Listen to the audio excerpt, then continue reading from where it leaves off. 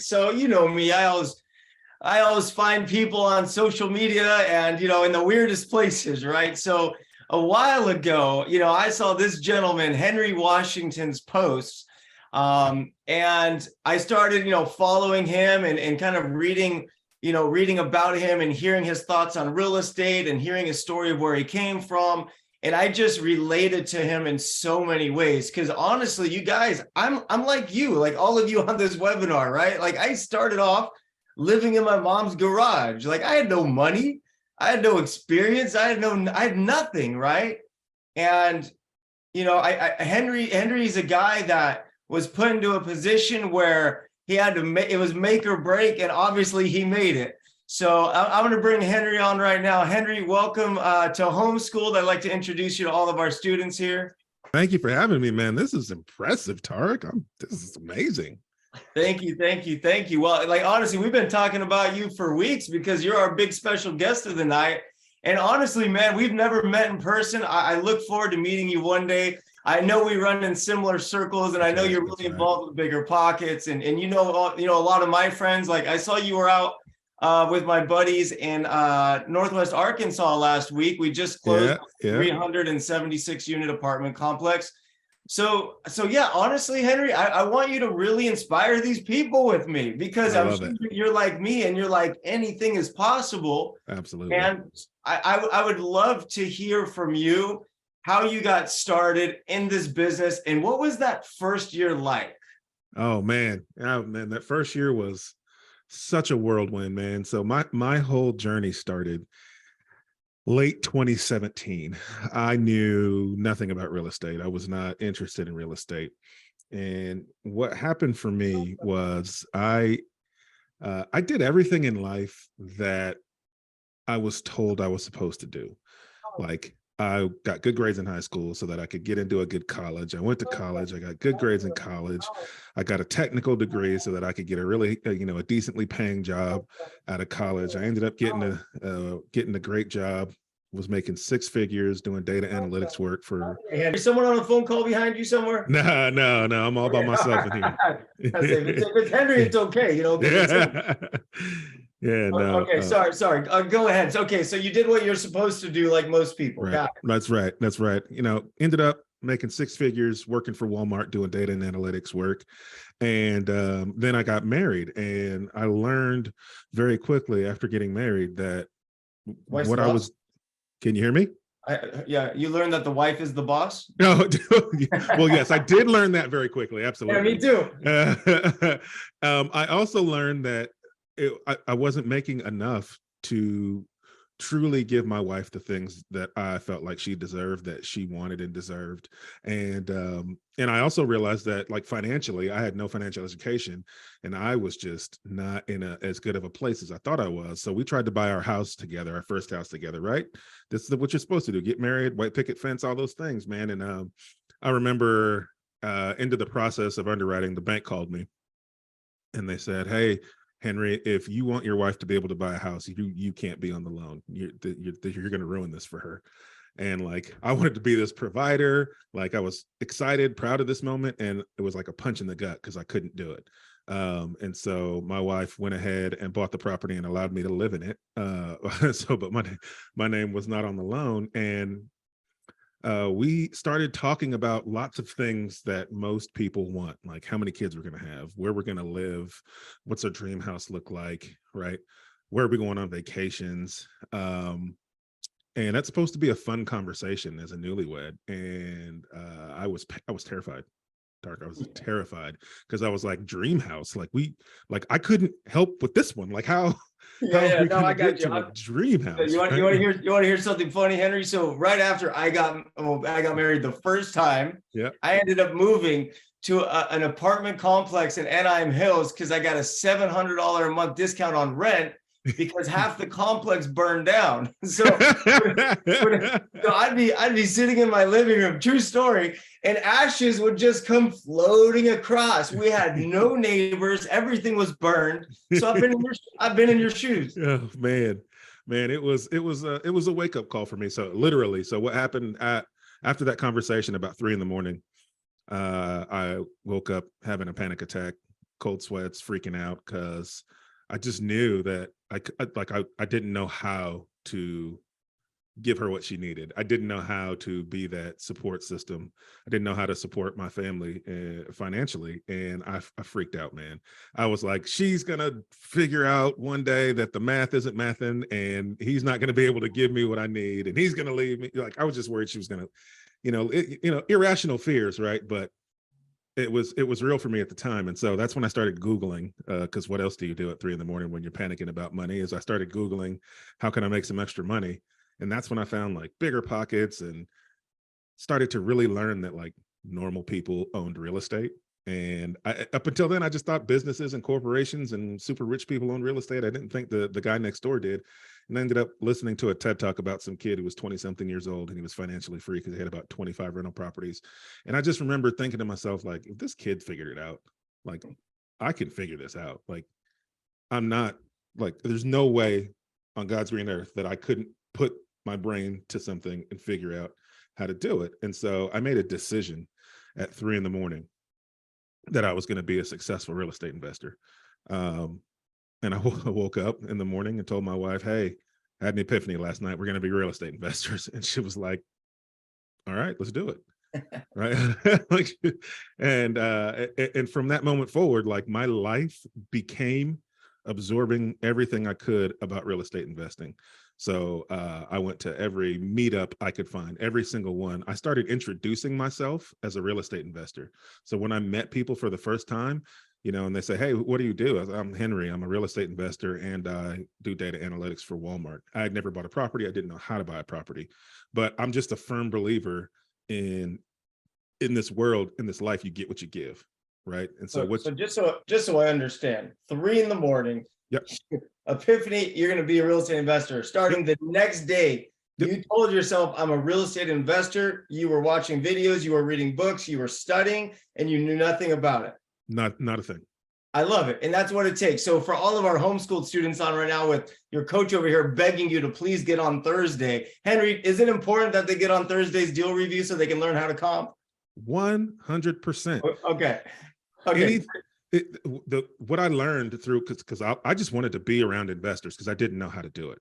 So I was like, as long as the more I can surround myself with people who are either investing or trying to learn how to invest, then I'm going to learn something more than I already know. And so I literally Googled real estate investor meetups, groups, clubs, and I went to every single meetup every single week. If there was 2 meetings a week, I went to 2 meetings a week. If it was lunchtime, I cleared my calendar. I went at lunchtime. Like I was in the room with investors as much as possible so that I could figure out how the heck people were doing this. And I was just, the term we like to use, and I like to use with my students, is relentless consistency. Like if you want to be successful in anything, but in real estate investing in specifically, you're going to have to be relentlessly consistent in your actions. And so I went to every meetup group I could. I was introducing myself as an investor. I didn't have the foresight to know that what I was doing was as powerful as it was. I just needed to be around investors so that I could learn. And I started telling people I was an investor, and that was intentional because I truly do believe in the world we get what we give. You get what you're putting out. I wanted to put out that I was an investor so the universe would give me what it gives investors, right? It would bring those opportunities to me, right? And so that is 100% how I found my first deal. My first deal came to me because a buddy of mine heard I was buying properties. Question. Yeah. From 3 a.m. Yeah. until you got the call for your first deal, how long was that? 60 days. So you spent 2 months studying, research, convincing yourself you're a real estate investor, going to every single meeting. Okay, so it didn't happen overnight. Great. Right. So 2 months. So tell me about that. Where did that deal come from? What were you saying? My buddy had heard I was buying properties because I was telling everybody that that's what I was doing. He called me because he was in a pinch. He said, man, I got a house I have to sell in 30 days. It was long story short, he bought it. He had lived in it and then let a guy from his church live in it. And he had to sell that property to get the cash to go buy another property for his church. And so he was like, I have to sell it in 30 days. I have to have the money at this time. I'll sell it for 115. It's worth 165. I don't care what it's worth. I care about the money that I'm going to get. I need exactly this much money. So you can have it for 115 as long as you can close in 30 days. And you know what I said? Yes. Yep. Yep. And you also had no idea how you were going to do it, huh? Had no clue what to do, Tarek. No clue. I said, yep. And then I was like, he was like, so what do we do now? And I go, I'll be right back. And I literally went to my desk and I Googled, how do you buy a house without a real estate agent? And it was like, well, you got to put it in escrow. And I was like, how do you put a property in escrow? And it was like, well, you got to sign a purchase and sale agreement. What's a purchase and sale agreement? Yeah. Right. And so I literally found one on Bigger Pockets that I downloaded, changed around the state, crossed out some information, put my name and his name, and we signed this contract. That is a terrible idea. Please don't do that. But I say that to show that like nothing was going to stop me. Right. I was solving every problem as it hit me. I just, if the problem came, I figured out what the next step was going to be. So we literally signed this contract that I downloaded off the internet. And then I was like, all right, well, what do I do now? I probably need some money. I only had $1,000 in my savings account, $1,000 in my savings account. And yeah, that was really it. And I had mediocre credit at best. So I was like, all right, well, I need money. Who has money? Banks have money. I'll go to a bank and see if they'll give me some money for this real estate deal. What bank should I go to? There's one across the street from my office. I'll just go in there. Man, we're twins, by the way. We're twins. Yeah. Like the second I'm like, okay, I need a bank. I'd be like, okay, where's the bank? Right. Like, what? Yeah. And then go to the next bank and the next bank. There's got to be a bank out there that'll give us money. Dude, I walked into the bank. I printed the contract out, right? I had it in my hand. I walked into the bank and I said, hey, I'm looking for somebody that can help me buy this, right? And they were like, what? And so they like found a loan officer and like he came out and he was like, what do you need help with? And I'm like, I need to buy this house right here. Do you guys do that? And he was like, yeah. Like, yeah. And he looked at it and he goes, you know, this house is probably worth a lot more than that, right? And I was like, yeah, that's why I want to buy it. And he was like, well, we'd be glad to give you a loan to lend on this deal. Yeah, absolutely. You just need a 15% down payment. You have 15% down payment? You know what I said? Yep. I sure do. I did not. No. I did not. Yeah, I sold my Rolex watch to buy my first deal. Yes, sir.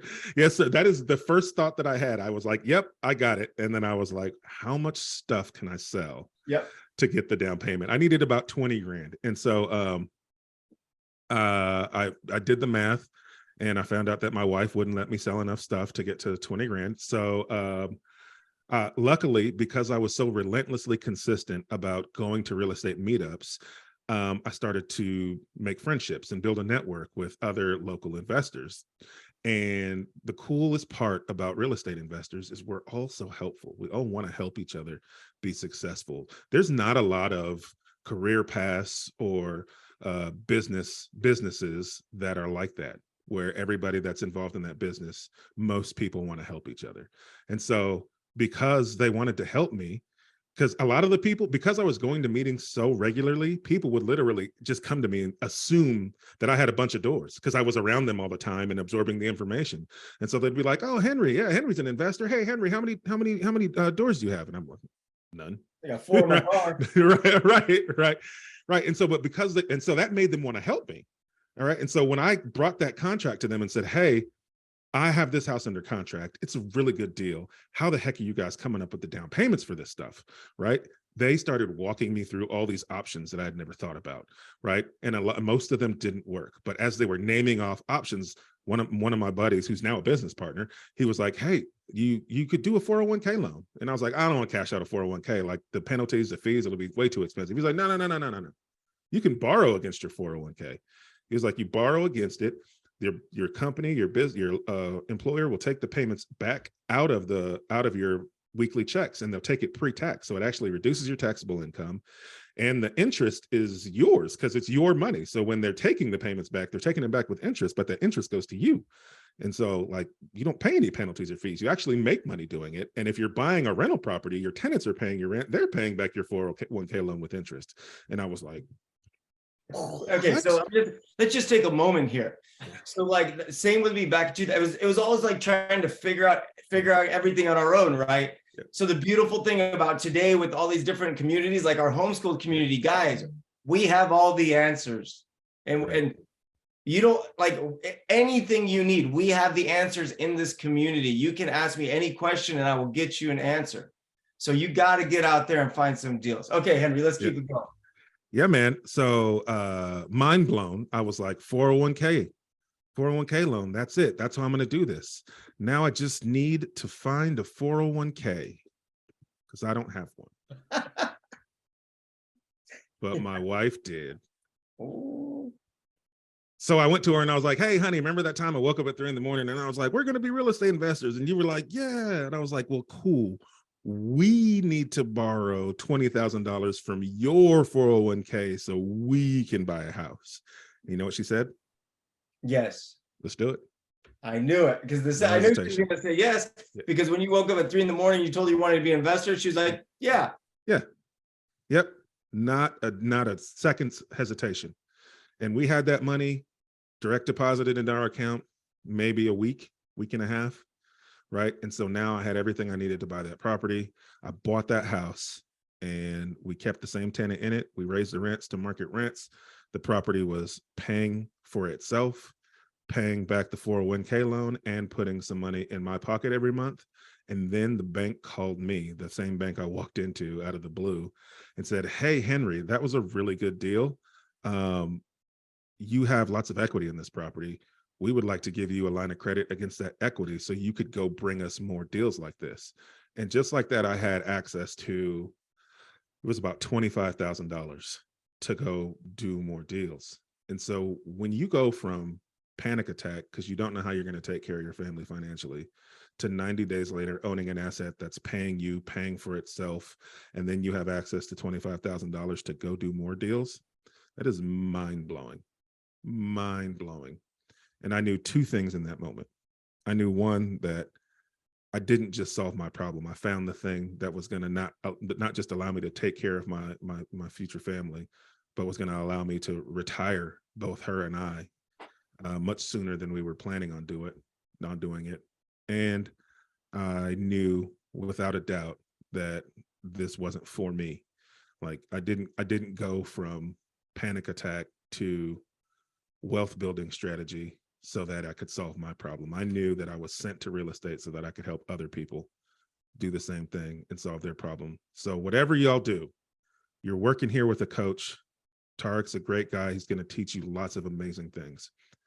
But what you're going to learn here, you have to remember to be a good steward of it. You have to be a good steward of the information that gets you there and be a good steward of the wealth you create from it. You have a responsibility to do that. This is a people business. And the more you take care of people, the more you will be taken care of. It's not for you. It's for you to share. I love that. So it is a people business. And listen, one of the biggest truths to my success is I love helping and coaching people. I do, because, as you know, as self-made entrepreneurs, we know how difficult it is. We know how frustrating it is. We know how lonely it is. So for me, it's like, if I can save someone a year of time by giving them the answer, I want to give them the answer. So when I first started selling real estate, by the way, my book's coming out next year. You guys are going to like it. When I first started selling real estate, I remember, I'll never forget, I got my first big commission check. I went out and I spent all my money and I bought a brand new 2003 Cadillac Escalade. What an idiot. What an idiot. And it was so expensive that, guess what? I couldn't even put gas in it because I only got one sale. So here's what happened. I got this one deal, right? And I just got lucky because it fell into my lap and I didn't know how to duplicate that. So here's my question for you, Henry. You got this one deal through your buddy and you got the deal, right? Yep. But that's not something you can really duplicate. Yep. So from there, how did you start getting more deals and how did you eventually create systems to bring leads in so you could actually create a replicatable system? Because anyone can get, we all get lucky here and there, but the success comes when we create something that continues to pay us back. Yep, absolutely. So part of this journey over the 90 days was a lot of learning and going to the meetings consistently. I kept hearing everybody successful investor, not successful investor, had 100 doors, had 2 doors. Every single investor would say the same thing in every meeting. Hey, I'm so-and-so real estate investor. I'm looking for more deals. It's hard to find a deal. It's hard to find a deal. Can't find any deals. Deals are hard to find. And I was like, all right, so everybody's struggling to find deals. And so I started to focus my research on like, how do I solve that problem?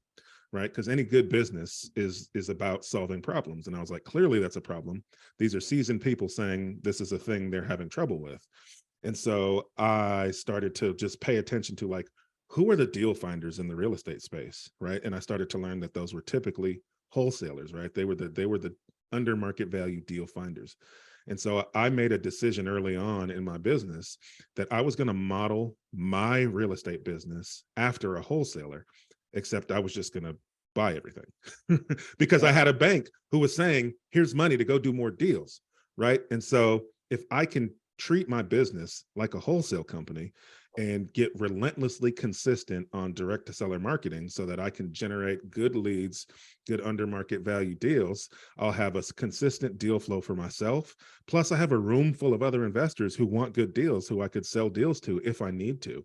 And so I started right after I got that first check, or that we started getting that rent money coming in, we started going really like paid marketing, going hard into direct to seller marketing so that I could generate leads on a consistent basis.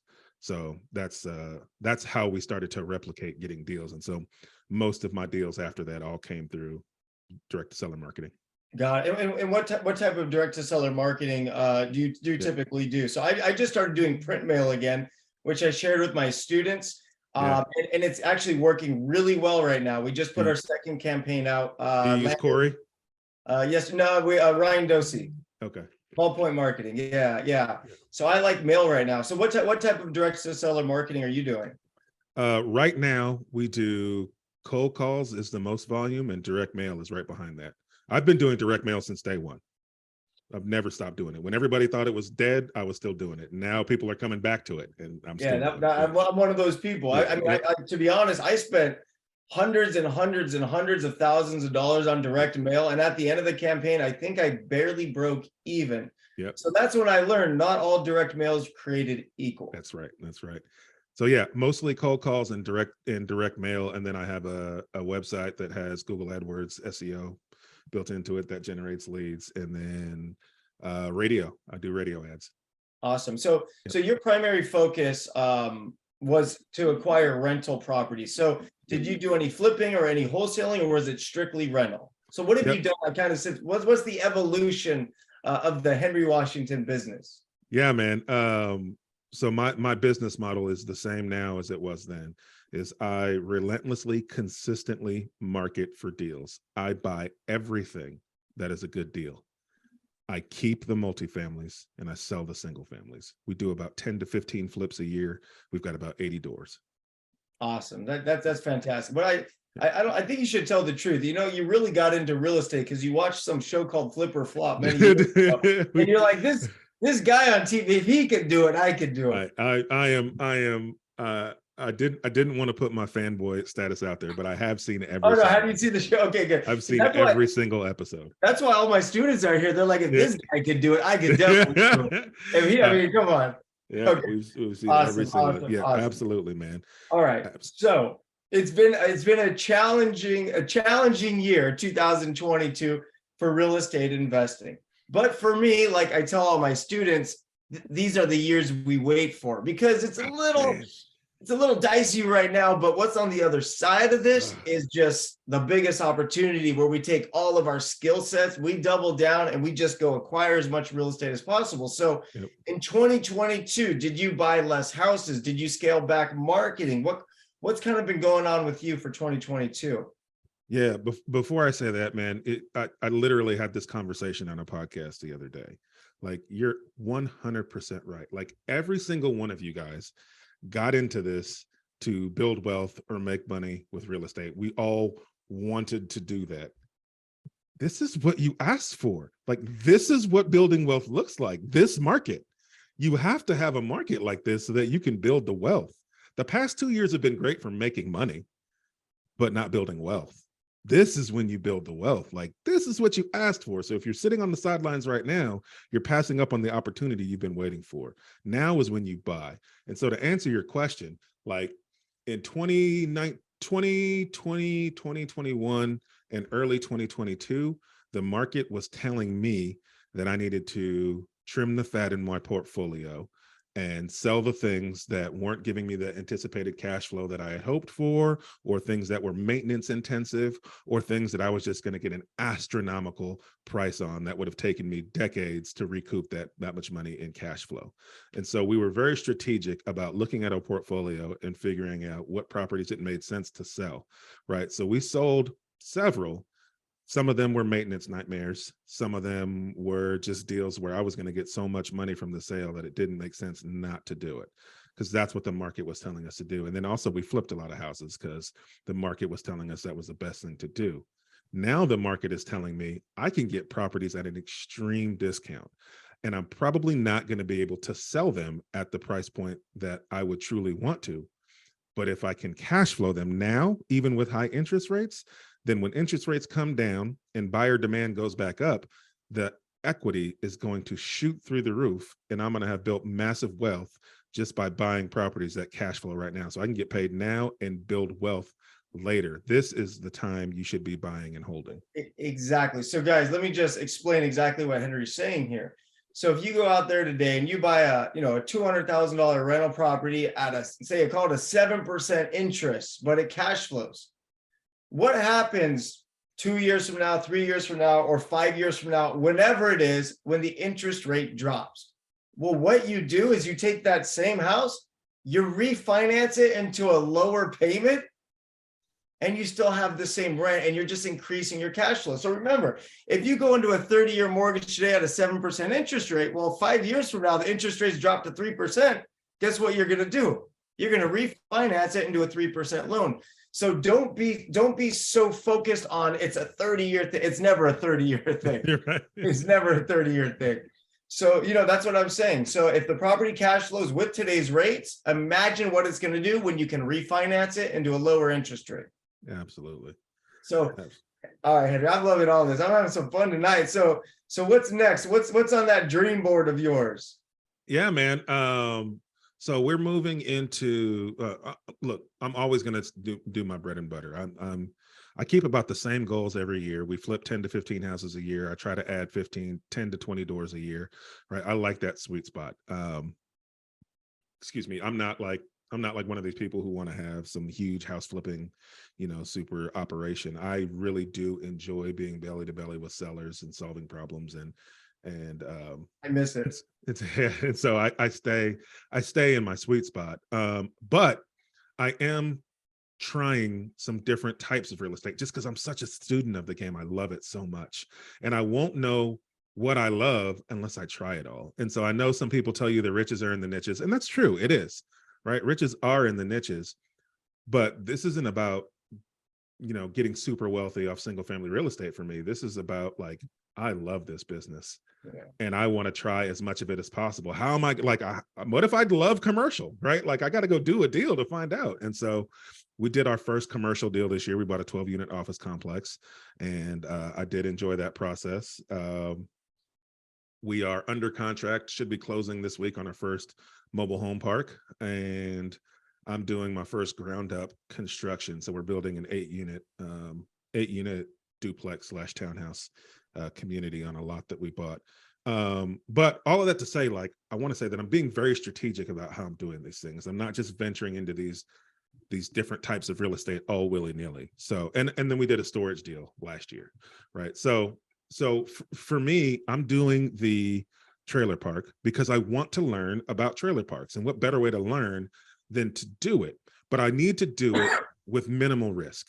And so I worked with a student of mine. He had found a deal. It's only a 15-lot trailer park, right? And then we're getting it owner financed at 2.5%. And we're getting it for, and the purchase price is $100,000, right? So now like I'm buying a ridiculously good deal. I'm going to get to learn about how to operate a trailer park to decide if that's something that I want to expand into later. And I'm essentially going to get paid for doing it, right? So we're being strategic about how we're getting into these things. I'm also building that 6 unit. That was a single family house that I bought that was on a lot that I got for a steal. It was on a giant lot. And I got it for such a steal that I could have either renovated the house and made money, or I could tear the house down and try my hand at new development, because what I paid for it, the lot's worth more than that. I can sell the lot and make money, right? So I'm trying to be very strategic when I try something new so that I have exits, so that I don't have to just depend on me being successful at this new thing that I don't know much about to make money. Exactly. So again, we're similar in that way. I learn by doing. I don't learn by reading. I don't, no, I mean, I learn by reading and watching, but you don't really learn until you do, right? So I'm a big believer in doing. And let me ask you this, because, in a real estate business, there's so many different things you can do. And I'm a big believer that you need to be spending 90% of your time looking for deals. So what's your thought on that? Dude, this is literally, had this conversation with my students today, right? Like I struggle with this same conversation with them. I'm like, look, I get it. You want to line all the ducks up in a row. You want to know who's your lender. You want to know who's your contractor. You want to know who's your title company. You want all this stuff lined out. And then you want to go look for deals. Nah. No. This business is about generating leads, analyzing deals, making offers. That's what this business is about. That's literally it. That's what this business is about. That is what you should be spending all of your time and effort on.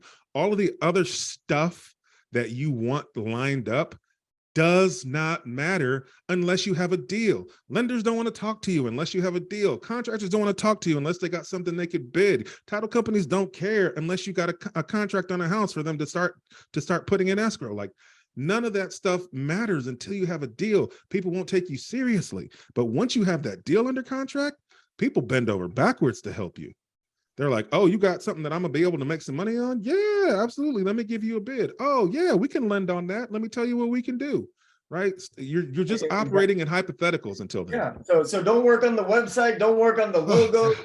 Don't work on the design. Work on finding a house. Is that what you're telling us? Find deals. It is the lowest common denominator of real estate.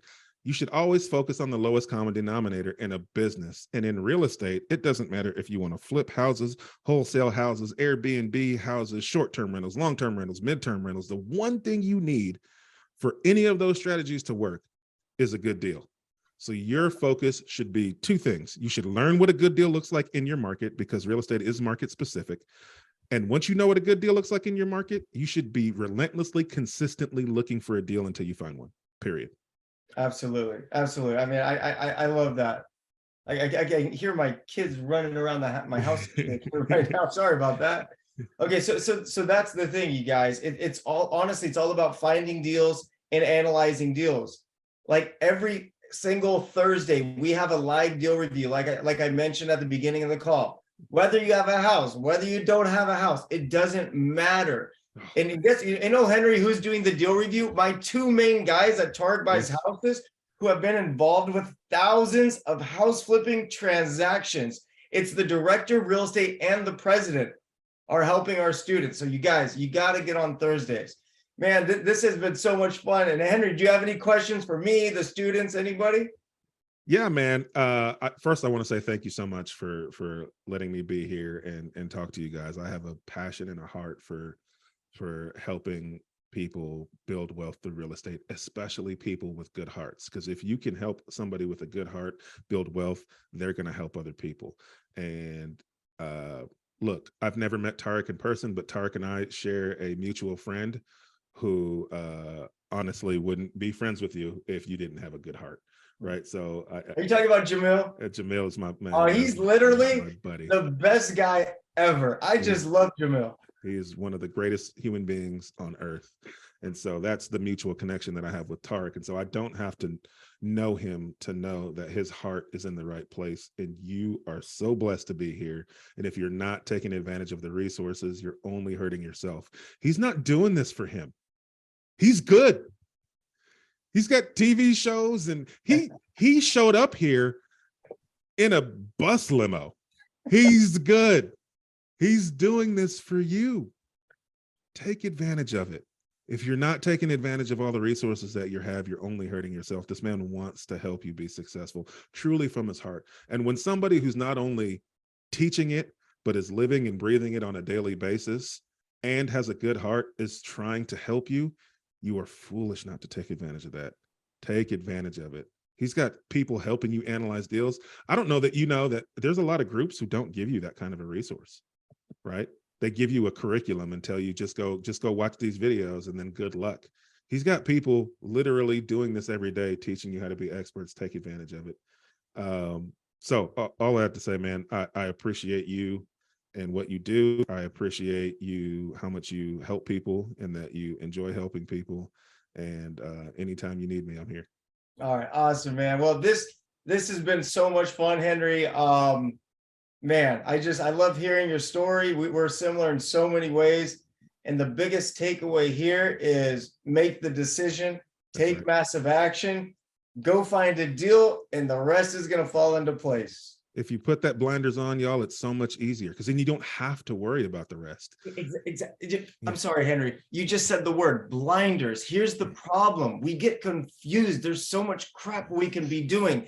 When I started off, I had one goal, Henry. You want to know what my one goal was? I only had one goal. I wasn't allowed to go home until I had 50 conversations with someone that could sell a house or a real estate agent that could sell me a house every single day. And it took me 10 to 12 hours to do that.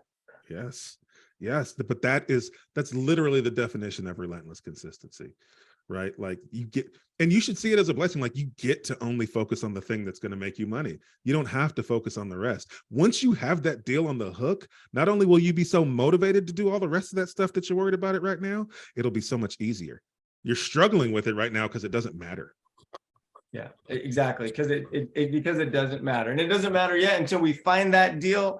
Yeah. So this has been so much fun. So I just want to say thank you again, Henry. Let's connect this week.